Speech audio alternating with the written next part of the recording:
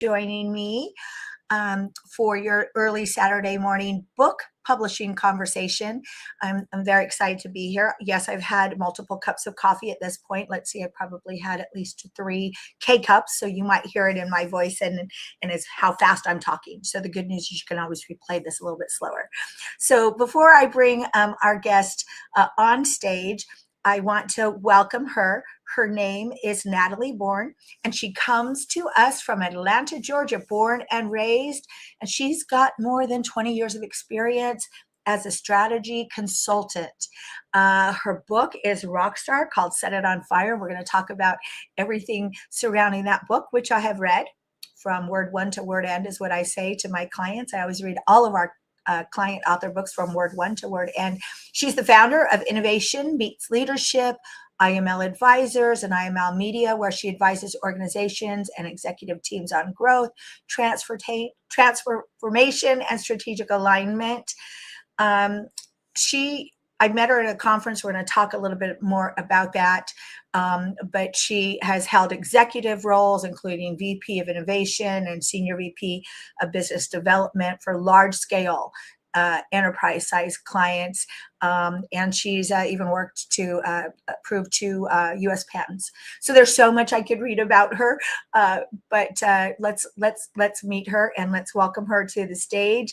Welcome, Natalie Bourne. Thank you for being here. Well, thank you so much for having me. I'm so excited. Well, it's so nice to see you again. We saw each other in person. We met for the first time in April. So Yes. That's a year ago, but not really, but seems like, right? That's right. So, That's right. And I have to say, when we met, we were wearing the same outfit, and then we came online this morning and we did it again. is that so funny?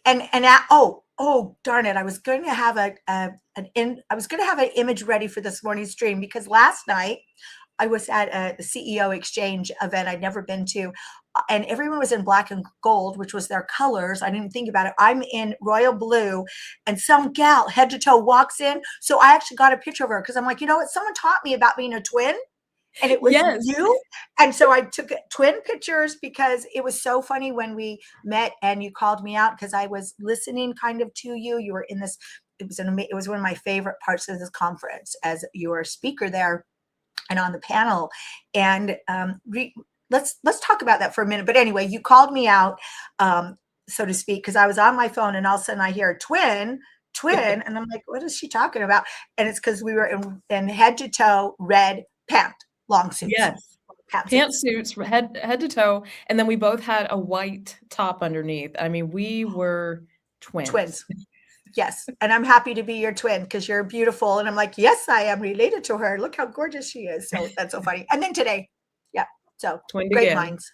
Love it. Great minds. All right. Well, actually, since I brought up the conference that was in Orlando, tell everyone about what you talked about, because it was awesome. So obviously, I'm in the innovation space with a book called Set It on Fire, The Art of Innovation.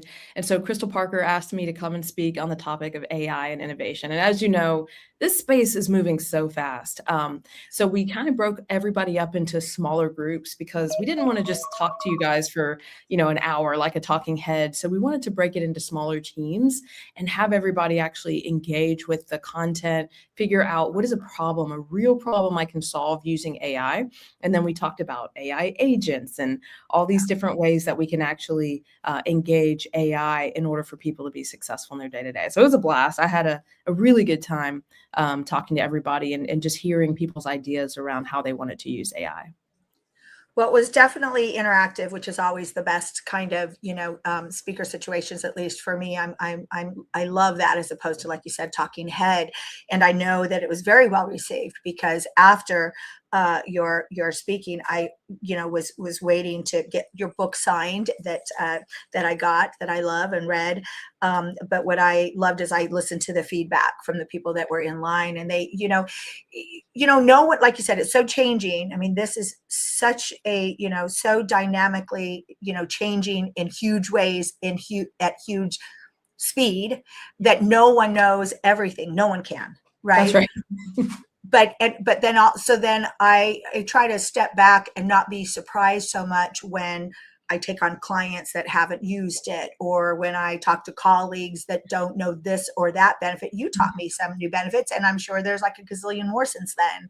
It's Yes, really, and I I'm think it's a constantly really learning exciting time. too. Yeah, And here you are in that, that field and that. And, I think it's just exciting. I think it's exciting times, yeah, for all of us, to be honest. It's incredible.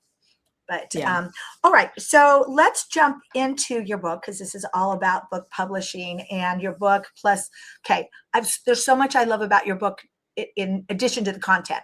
So I'm going to talk about that to start with. First of all, love the title. Set It on Fire is so rock star. I did read your book from start to finish, and overall, if someone asked me, what is this book about and why would I like to read it, I would say, here's the thing. It is absolutely a business, fundamental, new way to look at business type book, but it is also so practical. What you put in there with your own experience and what you saw, and taking people through product development, time with you, to leadership of, dealing with personalities, to, recognizing personalities. It's so practical and so great in the format. And I've got into the content, but I love that the pages look like they're on fire and all of that. So, I mean, it's an excellent book. And, and the other reason I love it and loved it when I read it was that this is one of my favorite genres to read. And it always has been. I've been a business girl since I was in high school. I read Lee Iacocca's memoir. I love business books. And Yeah. so I love this book. So tell us about how it came to be, how you put it together, and kind of just give someone that has never seen this Set It on Fire before, if you would talk about that. Yeah, so, Bring that. whenever I talk to people about the process for writing this book, it does feel so, I think, hard on the surface to write a book because you're like, "Oh my goodness, how am I gonna sit down and write 200 something pages?" And the way that I started this book was I actually started by writing, blogs and articles and things like that. So I was published in 2 different, journals. One is called Avail and one is called Thrive Today. And I was constantly writing and writing and writing and writing. And then I started blogging on LinkedIn. And after a couple years, I looked back and I said, if I pulled all of these articles together, I think I have the beginning of a book. And that's not to say it still wasn't a little bit hard because, after you get your first draft ready, you'll send that off and usually you'll get some feedback. And the feedback from the publisher at the time was, you need to lengthen this by double. And I'm like, oh no, I thought I was at the finish line. I'm actually at the Right. halfway point. So I had to go back and say, how do I lengthen this and add value without repeating myself? Because I think for some people, that's their concern with books, right? Like, how do I write a book that doesn't just repeat what I'm saying over and over again? And so I had to really think about what are some things I can talk about that will give value to the people that I want to read it. And so I'm, happy to hear that, you saw those different angles in the book because there's so many different facets to leadership, especially in innovation. It's not just create something unique. It's also how do you lead through challenging times with challenging people and how do you sit in challenging meetings and actually make those meetings productive. So there's so much that goes into what was written in this book, just thinking about 20 years almost in product development and how do I bring all that together to help people think about themselves as an everyday innovator. So much to unpack there, but let's stay with the book journey. So what was that tipping point? Like you said, you've done all this, you knew you wanted to write a book. What was that tipping point that made that say, okay, I'm doing it. I'm going You to take know, it.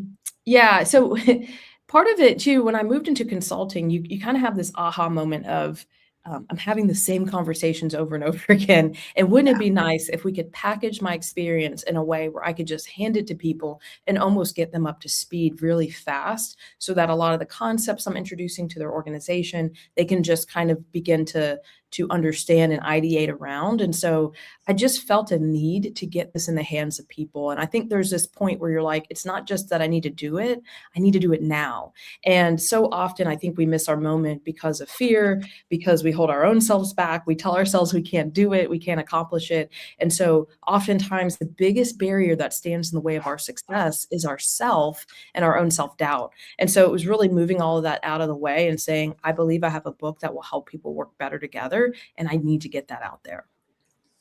I love it. Well, I guess I've heard hashtags are dead, but I don't care. I would still find a hashtag for the show.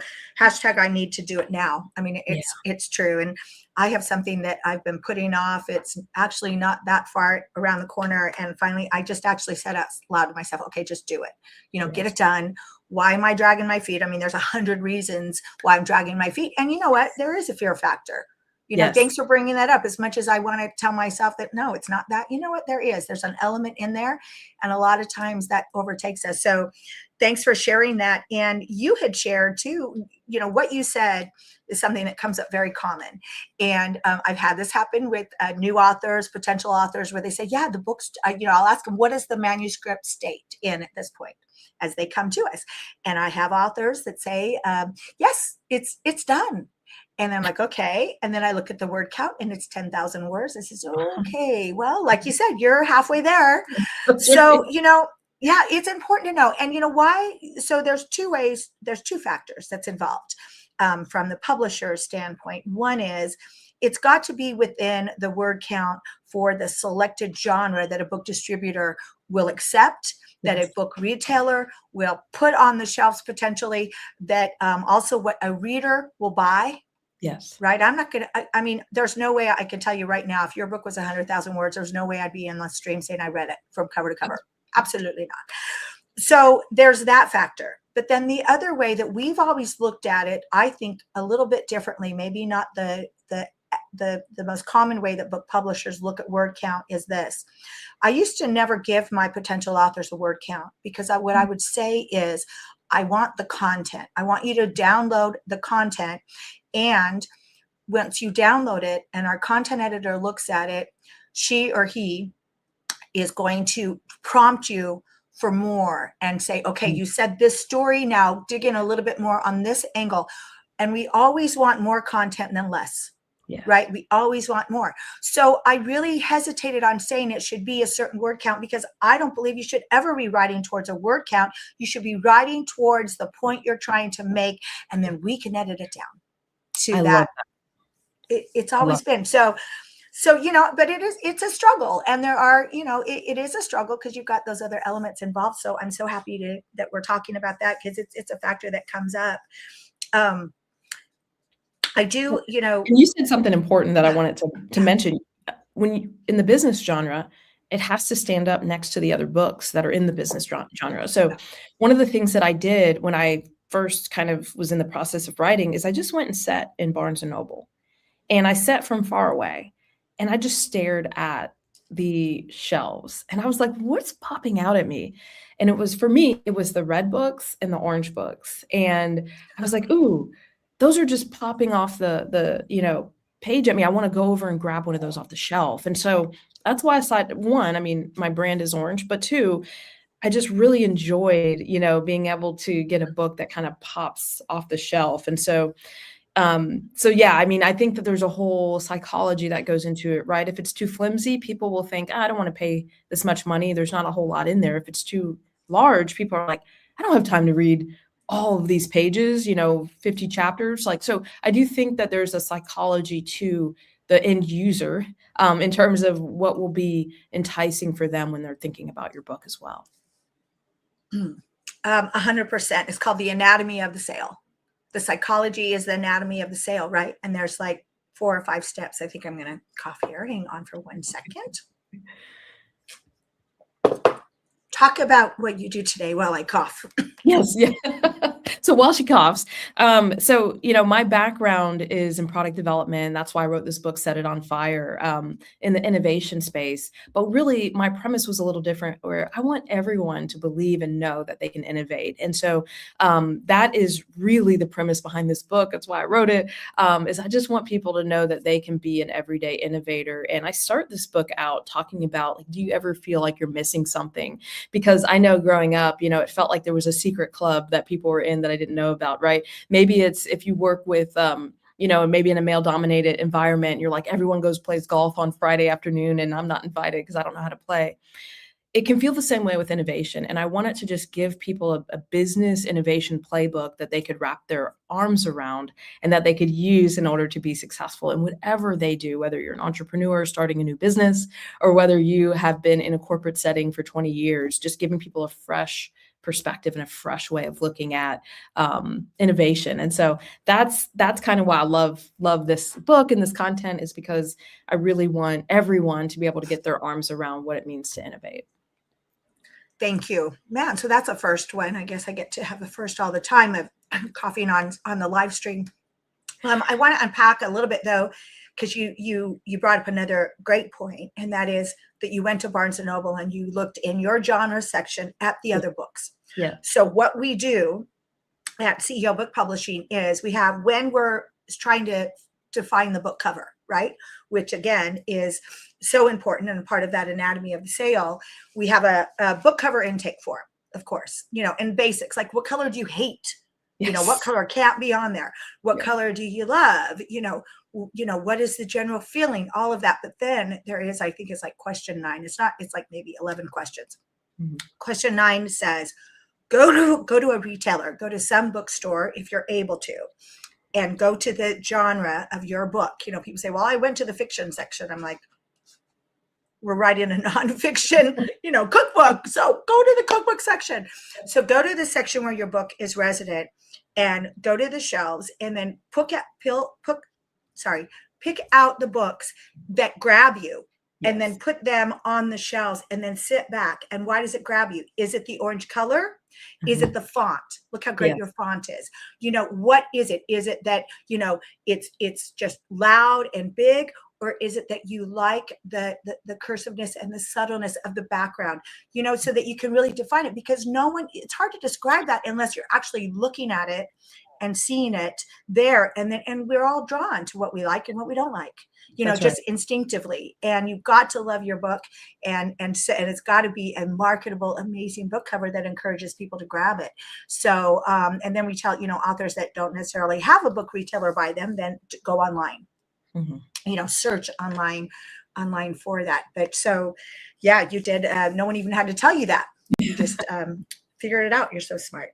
So let's, we're getting close to the end here, but let's talk what I'd like to. There's so many. I remember I was telling you I dog-eared a bunch of pages, which a lot of times I don't do that, but I was combination with your book of, I would put my bookmark in, I'd put my highlighter, I'd circle, I'd dog-eared. So there's so much I loved about your book. And what was your maybe favorite or one of your most popular chapters that you wrote? Yeah. Could you share that? Yeah, this is always hard, right? But for me, I think it's chapter 7, because I talk about failure being innovation's training ground. And a lot of the reason I think that people don't innovate, they don't, go outside of their comfort zone, is because they're afraid of failing. They're afraid of looking really dumb, right? They're afraid of messing up. They're afraid of public humiliation, right? You go back to the top 5 fears that we have. The same fears we have today are the same fears people had 20, 30, 40 years ago. Public speaking, being, publicly humiliated. I mean, all of these things are the reasons why we don't step outside of the box that we've been put in. And so my whole premise for the book is, I say, break the box and then set it on fire. And that's where the phrase set it on fire comes from, is because oftentimes either people, through their words spoken over us, maybe when we were young or even, older, have created a box. And we every day wake up and decide if we're going to live in that box that people have put us in. Sometimes the person's long gone and we're keeping ourselves in the box that they put us in. And so they put us in a box, and we're deciding knowingly to keep ourselves in that box. So what I love about the chapter on failure is, because it is innovation's training ground, we have to learn how to fail fast, fail cheap, and fail often. And if we fail small, then we don't fail big. And so my big thing is, like, get out there, try it small, get out there, launch it imperfect, get feedback, and then continue to build, but keep moving, right? It's so much easier to move a car that's, in drive than it is to move a car that's parked, and it's been parked for a long time. So what we really need, more than we know it, is momentum. And momentum is what actually moves us to be successful and do the things that we feel called to do. So in order to do that, we have to start moving. We have to start putting one foot in front of the other. So I have a joke that I tell one of the girls I work with. I tell her, find something to do every day that just makes you uncomfortable. And that's the goal, is that every day we're just making ourselves uncomfortable so we can move. And that's why I love this. That's why I love this chapter, is because it's all about how do I get out of my own way and just try it, like try it small, fail small. That's a huge challenge, and I'm actually putting up, your website, because as people listen to you, then they say, "Oh, she is a very smart, insightful person. This is what I need. This is the kind of advice I need. This is kind of, leading that you can do, and very strategic, obviously. But that's a huge challenge. Find something that makes you uncomfortable every day. I mean, that's big. I remember years ago, one of my New Year's resolutions, this is a few years ago, and I should probably keep it every year, but it was, find a way to be kind to someone every day, in some way. Yeah. Well, and whether it's opening up the door or just saying hello or just acknowledging anything. And, it's, anything we do every day is a challenge, can be, unless it's part of our behavior. That's Right? right. And so, so if you ask, well, let's see, what do you do every day? Well, I drink coffee every day. I have caffeine in some format, in some way. So, it's not a struggle for me. It's something I do. It's something I like to do. It's something I feel the benefits of. So you could take that, anytime you start something new or you have a goal, it's the discipline to get there. And the discipline to get there, right, is making it a habit. I wanted to run a full marathon. How to get there? Well, it took me a year. And it Yeah. took, running around a track inside, whatever, 18 times it was a mile, and say, oh, I don't know if I can even run outside. What's it going to be? I mean, it seems so ridiculous now, but the idea is the same also when you're going to write a book. You've got to just say, okay. And okay, Monday, I'm going to spend 10 seconds on looking at books. I'm going to get on the road towards my goal, whatever that looks like. And like you said, you have to make a decision, then you have to do it every day. So thanks Yeah. for sharing that. It's so good. Go ahead. Well, so what would so we have, in my job, which I love, we're actually 10 years old in September. How Oh, did that happy happen? birthday. That's Thank awesome. you. Yeah, thank you. Like I said, I can't believe it. And, so for me, you're going to probably laugh about this. So I was an employer, a little bit about my background. I was an employer for 18 years as a tech CEO in Seattle, Portland, and actually had maybe that's why I was thinking of you as California. I had many clients that were Southern and Northern California. Moved to Tampa about 11 and a half years ago, now part of the Now Publishing Group. So I've been, around business and been, a business owner for many, many years. So as I was hitting the 10-year mark, I was like, okay, maybe it's time for a career change. And I'm like, really? But you know it, right? But because you have to be agile in business, Yeah. period. You You know that.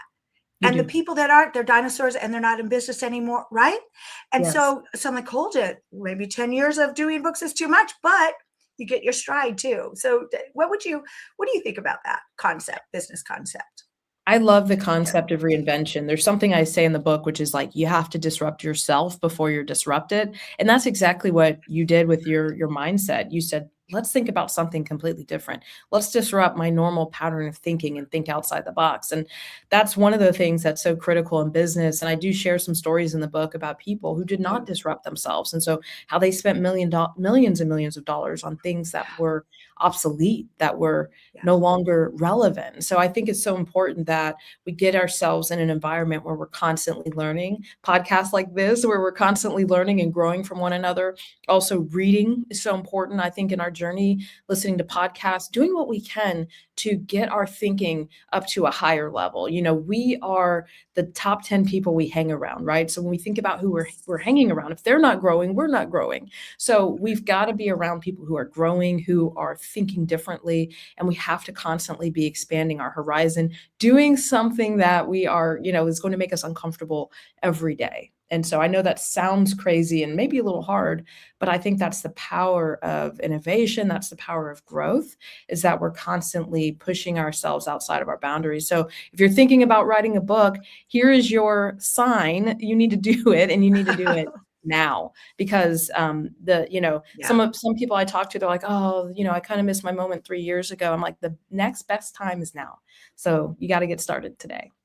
Your first chance is your best chance. I just heard that the other day, and it's so right. And if anything we learned from 2020, and I've said this a few times, maybe even on the stream, that that who knows, this world is treacherous, this Yes. world is dynamic, and change is inevitable. So there's no perfect time to write a book. So I appreciate so much that you said do it. And what really gets me is that, since we're on this topic and we're almost ended here, is that I have had clients, I think I had 5, I stopped kind of counting or remembering, that were in the midst of writing a book and something unexpectedly happened and they passed away. Oh, And yeah, and so in 10 years of doing work, and how many hundreds and hundreds of people that I've met with over the years, of course, the stats are going to be there, but um, I love it. So Natalie, let me put your book back on stage. I highly recommend it. And I'll tell you, let me make sure that people know how to buy it here. So we've got innovationmeetsleadership.com is her website, but here also is the book. And you can buy her book on the website as well.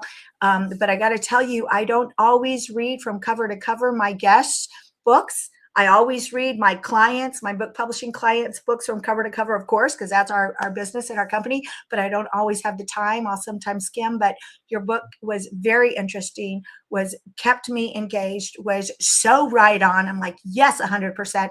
And like you even just shared in that story, you showed a story that I think it was a team that you were the lead of, that was building a product that no one asked for, which yes, seems obvious, but yet, I mean, it can happen to very smart people.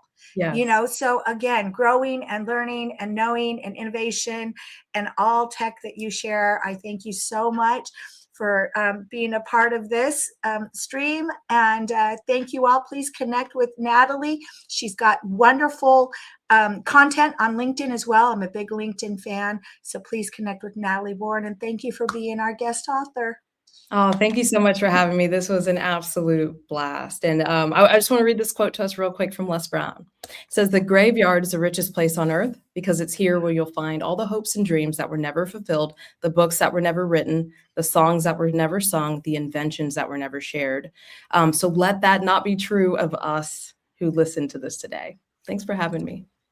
Thank you. Thank you. And bye, twin, until we twin again. Until we twin again. All right. Bye-bye. Thanks, everyone, for joining. See you next Saturday.